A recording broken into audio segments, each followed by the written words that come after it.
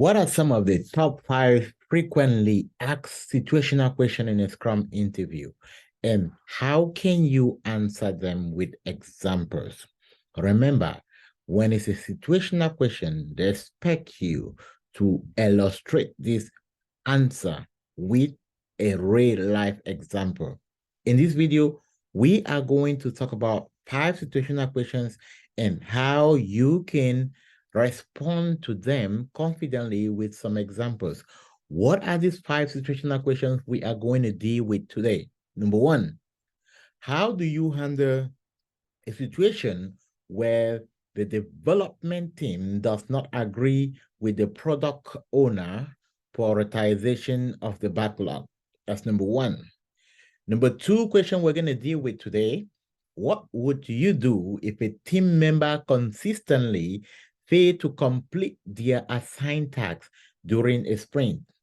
Number 3, we are going to respond to the question: how would you handle a situation where the product owner continuously add new features to their backlog during a sprint, causing disruption to the team work? Number 4, what would you do if a stakeholder requested a change to a feature that was already in development during a sprint? And number 5, how would you handle a situation where the team is struggling to deliver the sprint goal due to unforeseen technical challenges or dependency?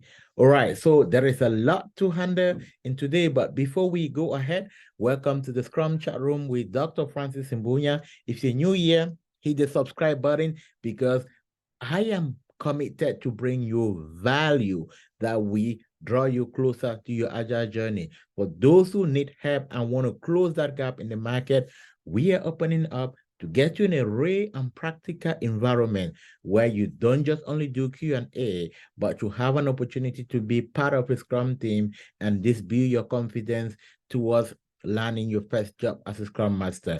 And of course, we always running certification training.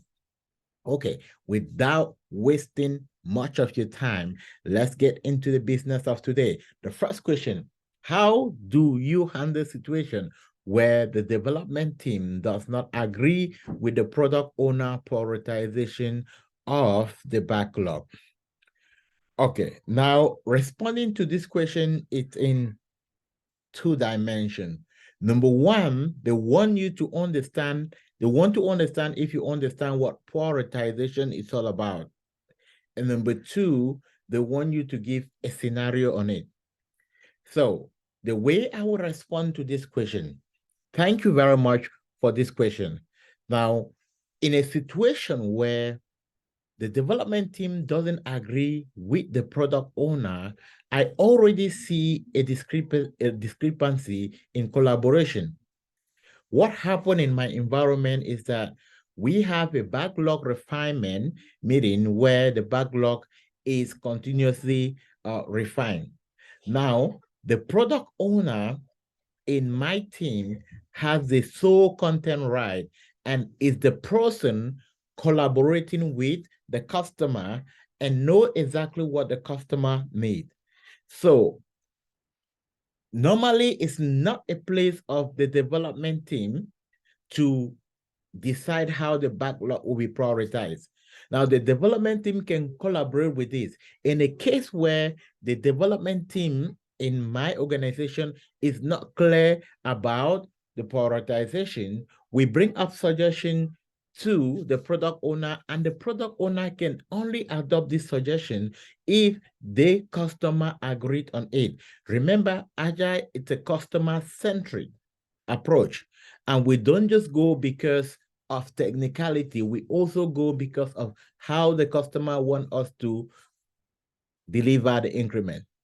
So I have not really had a scenario where there is a big disagreement in my team between the prioritization technique or the prioritization approach of the PO and that of a team. But in case this happens, what I'm going to do is I'm going to facilitate a conversation between the development team and the product owner and ensure that the product owner can throw more light into the rationale of this facilitation and help the team understand why it needs to be prioritized this way. So remember, this is a scenario where you cannot say, oh, I have had this scenario before, because the development team is not responsible in prioritizing. The product owner is the sole person responsible in communicating with the stakeholders and then informing the prioritization. In a case where there might be a misconcept, it might be that maybe the product owner is not communicating effectively with the stakeholder, which as a Scrum Master, you can facilitate this conversation and understand exactly what is the problem. Now, let's move to the second question.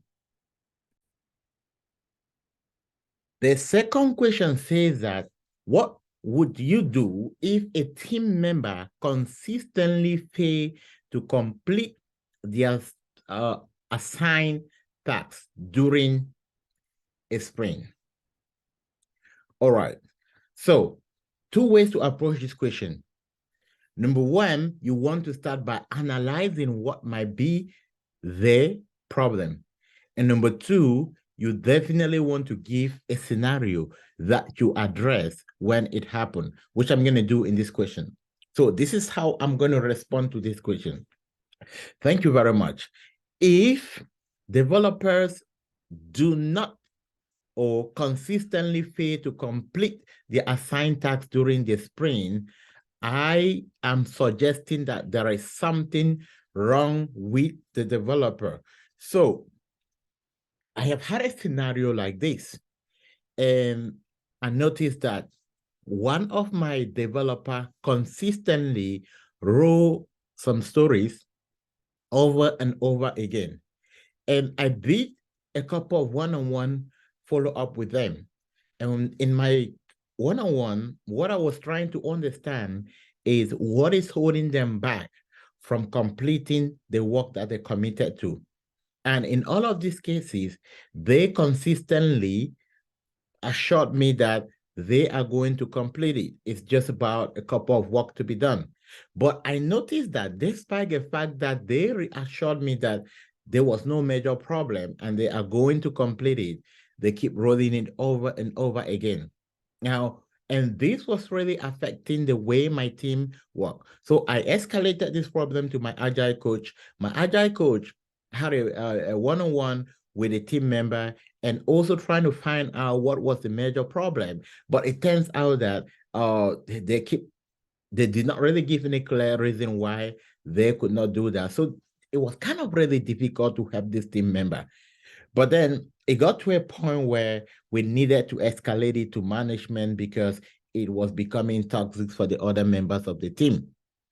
And when management came down to me and asked if I could show them the evidence that I have been collaborating with this team member to find out what was going on, and I was able to share some of our conversation we had in our teams on how these team members have responded and the number of times I've been able to follow up. And I also show them all the time when I have a conversation with this team member, I always document in the comment section of the story that the team member has agreed to complete by this period. So with that, management also had a session with them and gave them a couple of time, but it was evident that something was wrong and they were not willing to open up for anyone to help them. So management has to let them go. So in a scenario where the team member collaborate, what I definitely do in most of the cases is to be able to redirect them, be there for them, help them. If they need some constant follow-up and reminder, then I'm going to be there for them. Another example I had, which was not an extreme example, I had one of my developer who was actually going through some challenges. Then when I did a close follow-up with them, I realized they were having some challenges with their head. So sometimes they really find it difficult to really complete their work on time. Because of that, I stay in constant communication with them, check up, make sure that they're taking frequent break. I always send them tips on how to balance work and their health. And because of that, the support they got from the team, they really bounced back and they were able to recover on time. So just the love, the fair within the team was enough for them to stay up. So this is how I've been able to handle such a situation in my team before. Right. Let's go to question number 3. So the question number 3 says that, how would you handle a situation where the product owner continuously add new features to the product backlog during the sprint, causing disruption to teamwork? So for this question, the first thing to understand is that it's not advisable to add scope during the sprint, because psychologically you agree with me that when someone bring work out of a sudden when you're already focusing on something, it's a bit disturbing, which is the reason why it's advisable not to add work in the middle of the sprint. Okay, so I'm going to give you 2 scenarios. One where it's possible, and the second one where coaching might require. So thank you so much for that question. Now, I had a scenario like that, but then the reason why scope kept on changing was because we were working on an MVP and the requirements were not so clear. And in most of the cases, since the requirements were very volatile and changing constantly, I had to mentally prepare my team to understand the situation that we were still collecting new requirements from the customer. And because it was a new product and much clarity wasn't really there, there are bound to be a lot of changes. And my team actually understood exactly what was going on. So in this case, they were prepared to shift around things in most of the cases. But one thing I also did at that moment to ensure that we had a bit of stable forecast in the future was that I had frequent meetings with my product owner to find out if they're having some new requirements, if they're expecting any changes in less than no time. In that case, I always kind of kept encouraging my team and staying in communication with them to expect a couple of changes. And just this awareness kind of really kept them balanced. All right. So the second scenario, now, if the product owner keep changing requirement in the middle of the sprint without informing the team member, which is a situation I've definitely not handled. But then this is what I'm going to do in this case. Now, the first thing which I suggest this might be happening, I see that there is not clear collaboration between the stakeholders, the PO, and the team. So because of this, we do not expect, we're not aware of what changes are really coming in. And this can really disrupt the team. So one of the things I try to do to avoid a scenario like this is I work with the product owner and ensure that most of the time we plan our sprint 2 level deep.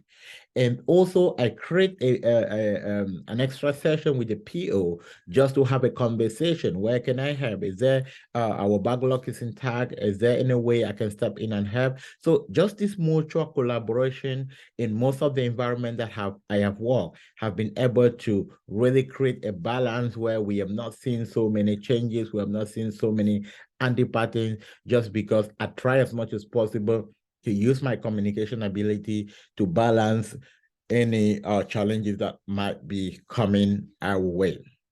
Okay, so one of the things you're going to notice the way I answer is that there is no unique right answer. And in some of the questions which are really situational and require you to give like really real life example, the first thing I always advise to do, in most of the cases, you can give a disclaimer.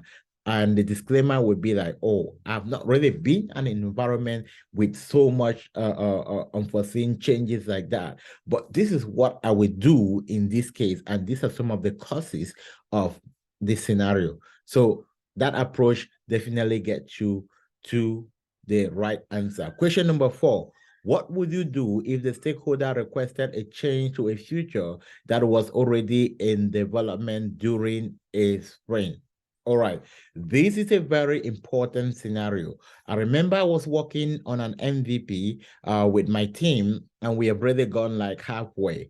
And then the stakeholder requested, which was the stakeholder in this case was the manager, the stakeholder requested that they no longer want to host all the data in the in Postgres, and requested that the team move all the data from Postgres to DynamoDB. This was already, the team has already done quite some work in Postgres, and this was a change that came in the middle of the spring. So what we did is that we immediately stopped work because this was a very important change that require us to implement for the customer. We immediately stopped work and we had a KT session to discuss and see if our team actually understand the Postgres, the DynamoDB environment, and also discuss what are the possible stuff that need to be done in order to prepare the environment. So this KT session actually opened up the team and create an environment for that shift. So because of that, we're able to implement that shift without any challenge. Now, let me give you another scenario.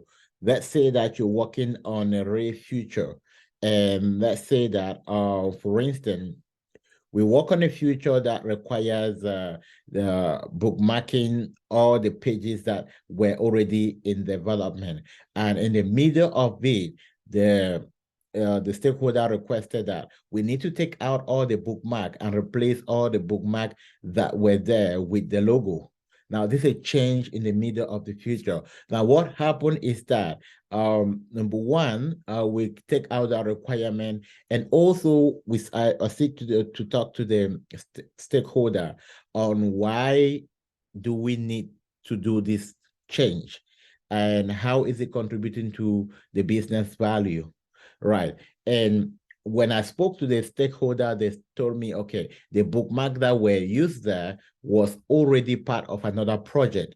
And they wanted to kind of really create this one uniquely. When they had a support meeting with the client yesterday, the client wanted really something unique and not related to what they have had before. So because of that, we needed to hold on in implementing all the bookmarks across the portals that we're building and replace the bookmark with a new logo that was provided by the client.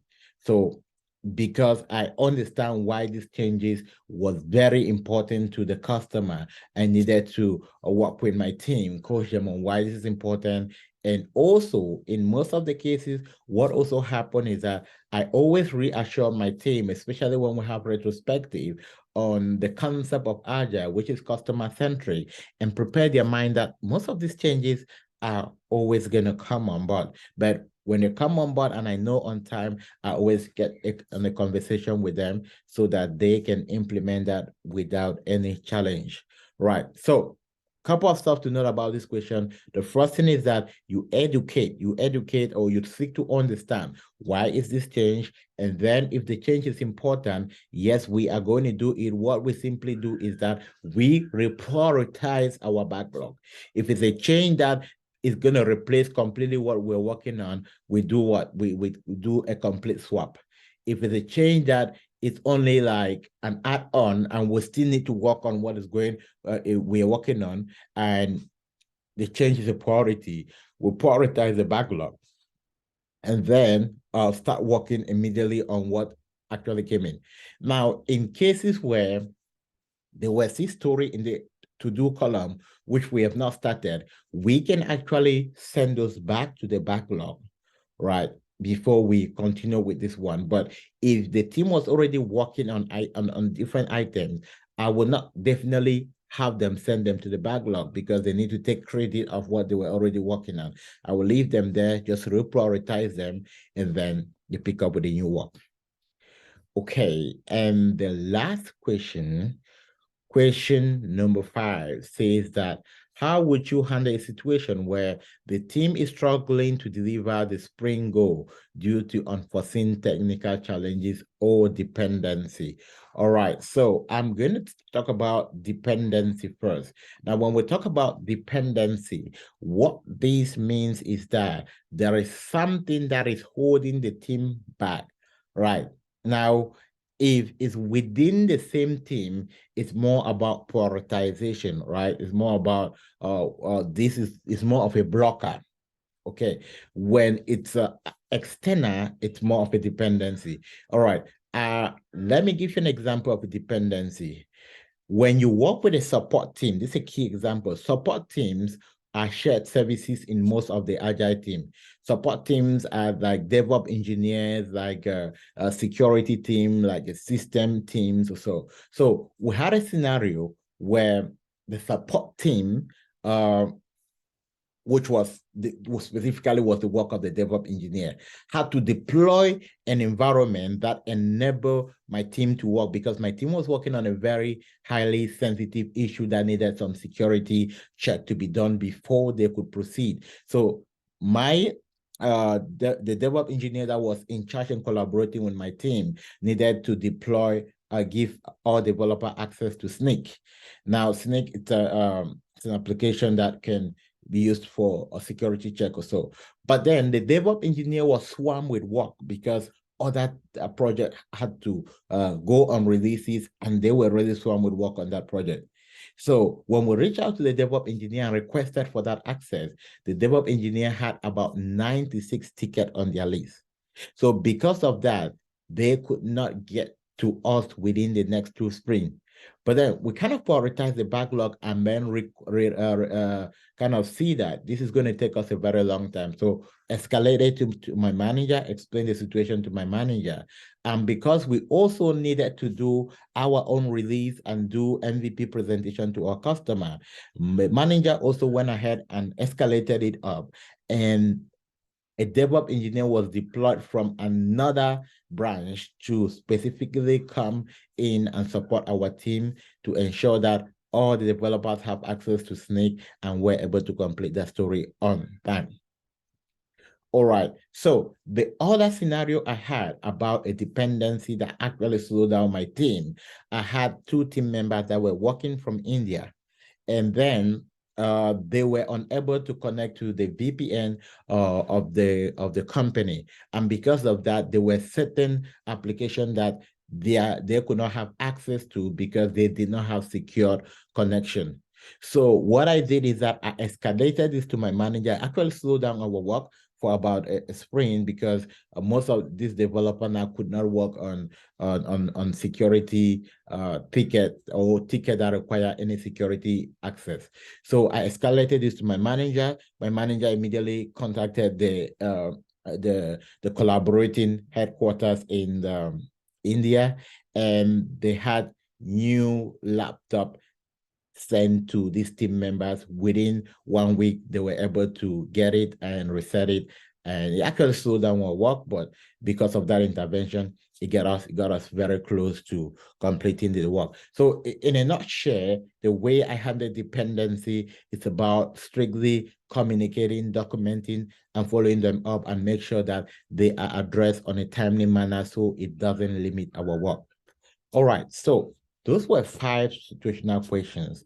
But then if you're interested, not just to listen to this situational question, but to be in an environment where we have several teams collaborating and you can actually see some of these challenges while you are preparing for your interview, go ahead and check the link below and sign up for our community of practice and our interview preparation. And definitely we are ready to hold your hand to the end. Okay. Thank you very much, and I see you in the next video. Don't forget to like, don't forget to drop a comment, and don't forget to subscribe to my YouTube channel.